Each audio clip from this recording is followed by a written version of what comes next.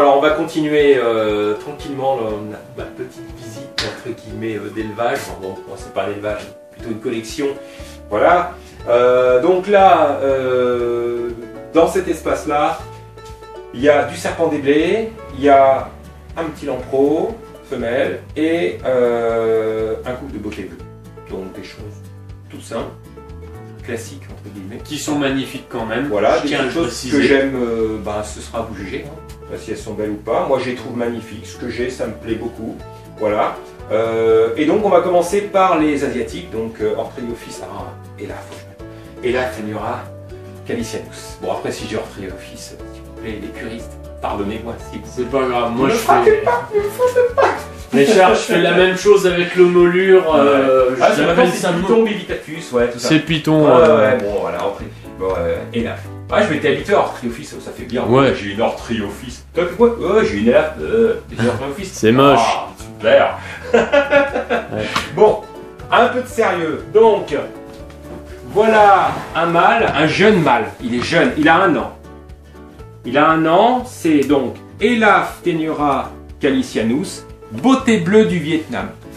Donc cet animal-là est né chez moi. Bon, c'est une histoire un peu longue. J'ai replacé, j'avais 2 couples.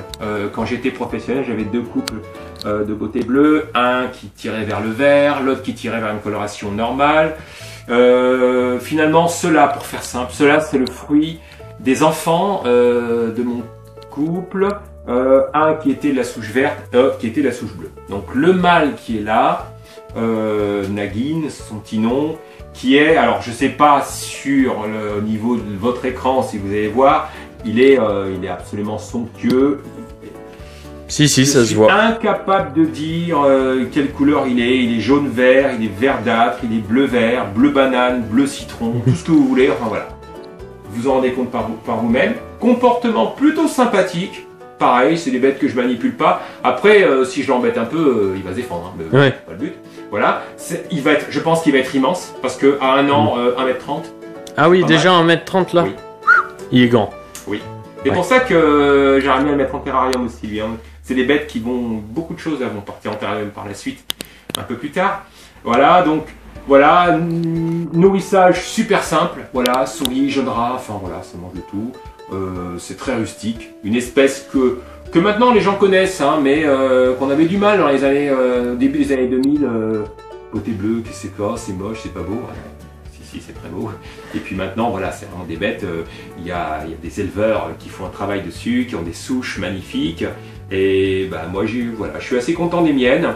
Je trouve qu'elles sont assez colorées. Elles sont jeunes encore. Elles vont encore se colorer. Et puis bon, l'idée, c'est de les observer en terrarium. Voilà, c'est une bête qui peut monter quand même jusqu'à 3 mètres. Hein. Ouais. Beauté bleue, ça peut atteindre, voire légèrement dépasser 3 mètres. Souvent, comportement de défense exacerbé, mode de vie diurne. Bon, ceux-là sont plutôt cool, mais en règle générale, les beautés bleues sont cool quand elles sont jeunes et prennent leur caractère avec l'âge. Ouais. Et puis souvent en terrarium, là elles sont enfermées, là, les pauvres, dans des boîtes, là. Enfin, c'est quelque chose qui ne va pas non plus durer X temps. Quand elles seront en terrarium, elles prendront leur vrai caractère, parce qu'elles voient tout, elles sont à l'affût, et c'est ce que j'aime chez les beautés bleues. Bon, voilà le mâle, je vais vous montrer la femelle tout de suite. Voilà, la demoiselle qui est Cléopâtre. Oh, j'ai pris les prénoms de la grand-mère, hein, comme ça, c'est plus simple. Alors, Cléopâtre, qui a... Alors, j'aime autant les deux. Alors, là, on a vu un animal que certains appellent forme jaune, forme verte. Moi, je ne sais pas trop, on va dire forme jaune-vert. Là, on a une femelle en forme coloration traditionnelle. Vraiment le type dit classique, entre guillemets. Donc, on est sur un bleu un peu plus foncé, un gris acier. Je la kiffe total. Au début, j'avais une grosse préférence pour le mâle.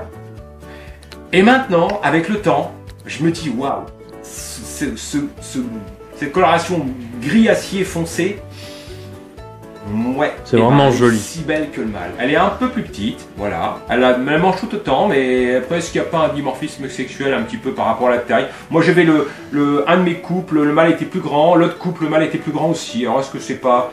Ou alors est-ce que c'est le hasard, j'en sais rien. Elle est un petit peu... Bon, elle n'a pas une grande différence, elle doit faire 1m15, 1m20. Voilà, jolie demoiselle. Pareil, très sympa, manipulable, tranquille. Et puis bon, Après, ça reste des bêtes inoffensives quand on voit, par exemple, les léo-hétérodons, faut faire attention à la morsure, les réticulés, bien sûr. Là, une morsure de beauté bleue, ça picote, mais c'est pas méchant. Faut faire attention, par contre, les adultes, quand on les manipule, s'ils sont un petit peu mordeurs, éloigner le visage, parce que ça a une grande détente, et on peut se faire accrocher voilà, près de l'œil ou sur l'œil, c'est moins rigolo. Voilà, donc là, c'est, voilà, coup de cœur. En fait, c'est une femelle qui m'a fait une rétention d'œufs. Alors c'était pas une femelle à moi, enfin une femelle qui venait de chez moi, mais qui a fait sa première reproduction chez un ami qui m'a appelé en me disant elle est pleine, hop, je la récupère. Et puis finalement elle est restée chez moi quelques temps, le temps qu'elle fasse ses œufs. Et j'ai sorti 3 œufs. Non, elle a pondu 3 œufs, nickel, donc d'où est né ce couple. Et j'ai fait sortir 8 œufs. Il y avait une rétention d'œufs, donc... Alors c'est marrant, hein, parce qu'on dit ils sont loin d'être bêtes. D'habitude, c'était une femelle qui mordait systématiquement. Bizarrement, elle m'a pas du tout mordu quand je lui ai fait sortir les œufs. Donc c'est quand même incroyable, quand même. Pas me dire qu'ils sont bêtes. Ah bah non. Ça veut dire qu'ils se sont rendus compte que... Oh, c'est peut-être aussi une interprétation que je fais, parce qu'elle n'était pas du tout affaiblie. Hein. Parce qu'on pourrait me dire, ouais, mais parce qu'elle était faible. Ah non, elle était au taquet. Hein. Seulement, elle a compris. Probablement, c'est comme ça que je l'interprète. Elle a compris que je lui faisais sortir les œufs, qu'il y avait quelque chose qui se passait, qu'il a libéré, et qu'elle se dit, bah, je vais attendre que ça se passe, puis après je le cartonnerai. Et c'est exactement ce qui s'est passé. Elle a attendu que j'ai sorti ses œufs, puis une fois que j'ai sorti ses œufs, elle s'est mise là, elle a dit, maintenant je peux te cartonner, tu m'as libéré, maintenant dégage. Voilà, c'est génial. Voilà. Ouais. Voilà, faut être un peu maso, mais c'est super. Voilà, une jolie petite demoiselle qui a un an et qui est prometteuse, voilà. Elaphthenerius calicianus, à tes souhaits. Voilà pour les asiatiques, c'est tout ce que j'ai en asiatique, ça me suffit pour l'instant. Et voilà tout le monde, cette vidéo est maintenant terminée, j'espère qu'elle vous aura plu. N'hésitez pas après cette vidéo et en attendant la prochaine d'aller checker le groupe Aquanimo France avec tous les partenaires du groupe, le lien est en bas dans la description. N'oubliez surtout pas de vous abonner, de liker la vidéo et de la partager sur les réseaux sociaux. Et moi je vous dis à bientôt dans une prochaine vidéo. Et n'oubliez pas, la terrariophilie c'est une science, les reptiles c'est une éternelle source de savoir. Allez tout le monde, ciao!